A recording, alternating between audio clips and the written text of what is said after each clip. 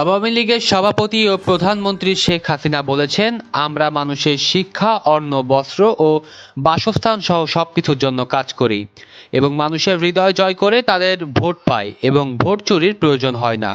কিন্তু যারা অবৈধভাবে ক্ষমতা দখল করে, এটা আমার কথা না, হাইকোর্টের রায় আছে যে বিএনপি অবৈধভাবে ক্ষমতা দখল করে।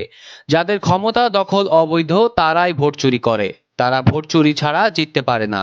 2008 সালে নির্বাচনে সেটি প্রমাণিত হয়েছে। রাজধানীর কলাবাগান মাঠে ঢাকা মহানগর দক্ষিণ ও উত্তর আওয়ামী লীগের উদ্যোগে আয়োজিত জনসভায় তিনি এসব কথা বলেন। বিএনপির সমালোচনা করে প্রধানমন্ত্রী বলে, এখন তারা নির্বাচন বানচাল করতে চায়। কেন নির্বাচন বানচাল করবে? আওয়ামী লীগ ক্ষমতায় আছে বলেই আজকে উন্নয়ন হয়েছে। 75-এর পর যারা ক্ষমতায় এসেছিল তারা ক্ষমতায় এসেছিল অস্ত্র হাতে নিয়ে ও সংবিধান লঙ্ঘন করে। তারা মানুষের ভাগ্য গড়েনি।